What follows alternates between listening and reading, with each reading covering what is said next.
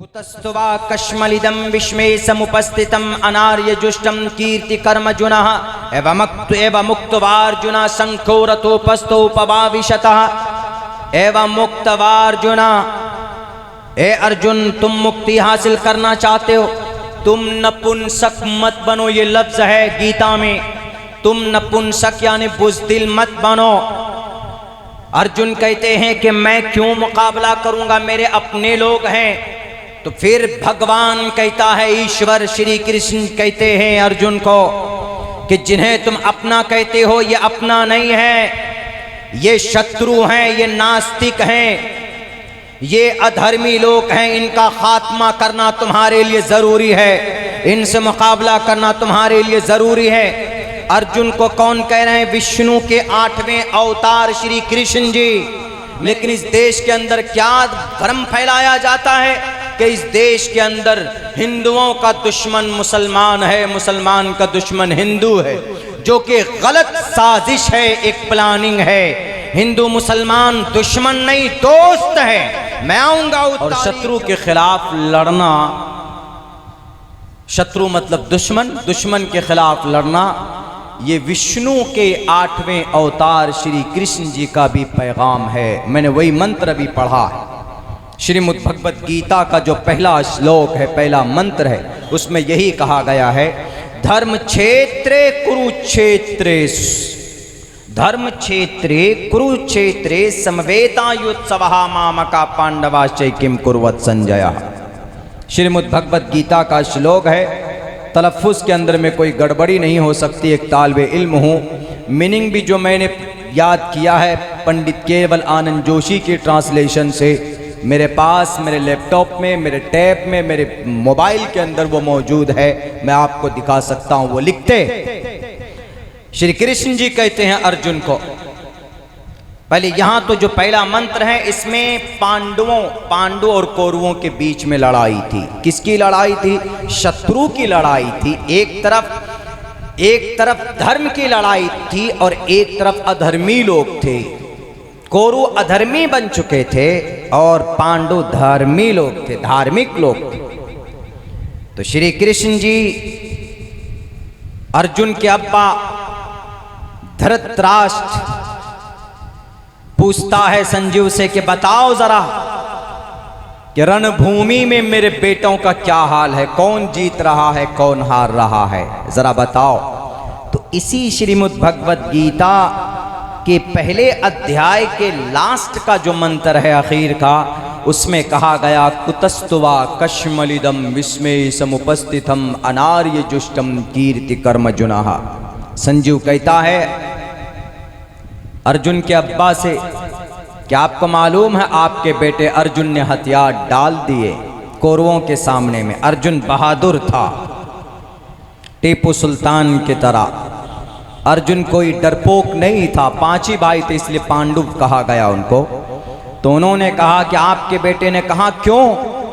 कहा इसलिए कि सामने जो कौरव हैं वो भी उन्हीं के भाई हैं, सामने उनका गुरु है जिन्होंने तीर चलाना सिखाया था, सामने उनके उस्ताद हैं, सामने उनके फुफेरे भाई हैं, उनका फूफा है, उनका चचा है।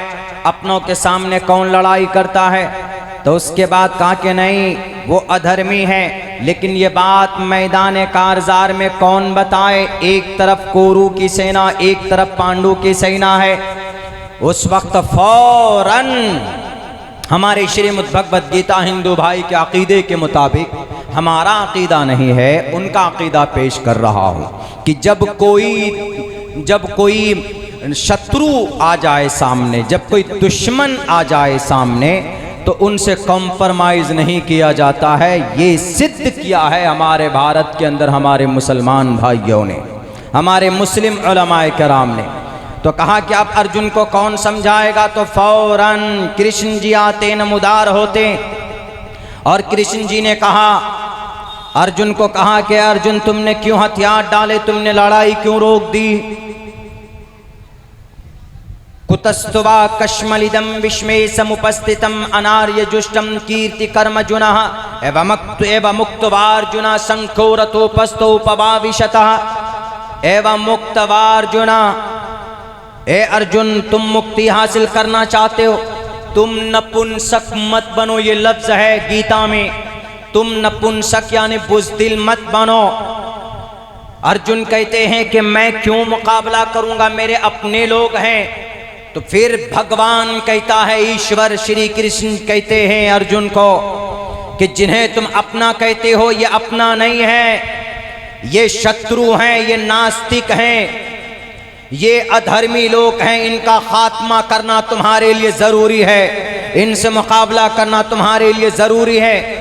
अर्जुन को कौन कह रहे हैं? विष्णु के 8वें अवतार श्री कृष्ण जी। मेरे हिंदू भाइयों को शायद ये मंत्र तो याद होगा, श्रीमद् भगवद गीता में ही ये बात कही गई, यदा यदा ही धर्मस्य ग्लानिर्भवति भारत अभ्युत्थानम धर्मस्य तदात्मानं सृजामहे, कि जब जब जमीन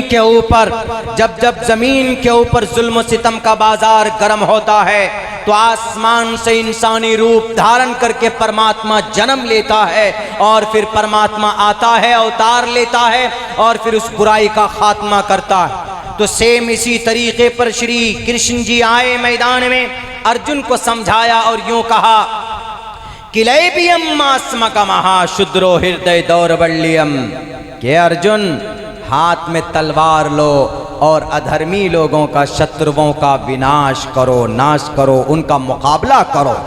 तो पता ये चला कभी कभी लड़ाई करना बहुत जरूरी हो जाता है, कभी कभी शत्रु सामने आ जाए तो उनका मुकाबला करना जरूरी हो जाता है। जैसे भारत के सामने चाइना खड़ा हो जाए तो लड़ाई करना जरूरी हो जाता है। हमारे देश के सिक्योरिटी को कोई तोड़ना चाहे तो देश के जो जितने भी हमारे आर्मी और जितने भी हमारे यहाँ के रक्षक हैं उनके लिए जरूरी बन जाता है देश की रक्षा करना। लेकिन इस देश के अंदर क्या भ्रम फैलाया जाता है कि इस देश के अंदर हिंदुओं का दुश्मन मुसलमान है, मुसलमान का दुश्मन हिंदू है, जो कि गलत साजिश है, एक प्लानिंग है। हिंदू मुसलमान दुश्मन नहीं, दोस्त है। मैं आऊंगा उस तारीख के ऊपर बताऊंगा कि भाई इस दोस्ती की वजह से ये देश आज़ाद हुआ था। 1920 के बाद जो तहरीक चली थी, मौलाना अबुल कलाम आज़ाद और गांधी जी ने मिलकर जो इस देश के मुसलमानों को जोड़ा था, मिलकर तब जाकर ये देश आज़ाद हुआ था। बहरकैफ उससे पहले ये कहना चाहता हूँ कि हमारे धर्म से जिंदगी गुजारने का तरीका और सलीका हमें बताया जाता है। आज धर्म के नाम पर लड़ा जाता है कि मोहम्मद ने ऐसा किया, इस्लामिक शरीयत के अंदर में इतनी सख्ती है, आजकल ये टोपी क्यों है, दाढ़ी क्यों है, मस्जिद क्यों है। शायद कुछ लोगों को यह एतराज भी है कि मंदिर क्यों है। मेरे भाइयों, भारत के संविधान के मुताबिक हर किसी को अपने अपने मजहब पर अमल करने की आज़ादी है। Freedom of conscience and free profession and practice propagation of the religion. धर्म की अच्छी बातों को पेश करना हर धार्मिक इंसानों का एक अधिकार है। पेश करना, मनमाना नहीं, पेश करना। हम ये बात कह सकते हैं अपने इस्लाम के बारे में कि इस्लाम में अच्छी चीज़ें हैं। हम पूरी दुनिया में बोल सकते हैं, यह अधिकार हमारा है। हम पूरी दुनिया को बता सकते हैं कि Islam is the best religion to the entire world. पूरी दुनिया के अंदर इस्लाम बेहतरीन मजहब है, चूँकि ये हमें भारत का संविधान ये इजाज़त देता। और जो लोग ये सोचे बैठे हैं कि नहीं, इस्लाम को ज़बरदस्ती जो लोग कबूल करवाते हैं, पहली बात तो इस्लाम खुद मना करता, ला इकराह फिद्दीन। इस्लाम को कबूल करवाने में कोई ज़ोर ज़बरदस्ती नहीं होनी चाहिए। बहरकैफ एक धार्मिक इंसान ने इस देश को आज़ाद कराया, वो भी शहीद हुआ, वो भी शुहदाए इस्लाम में से उनका शुमार किया जा सकता है। मेरे भाइयों, बहुत से लोग सवाल करते हैं कि मुसलमान लोग इतने अपने धर्म के तई क्यों पागल होते, दीवाना होते। पता है इस्लाम में है ही इतनी अच्छी बात है, इतनी खूबसूरती कि लोग जब एक मर्तबा उसको समझ जाता है तो फिर छोड़ने का मन नहीं करता। जैसे सहाबाए किराम की ज़िंदगी, उमर फ़ारूक को ले लीजिए, उस्मान ज़ुन्नूरैन को ले लीजिए, अबू बकर सिद्दीक को ले लीजिए, जितने भी लोग थे।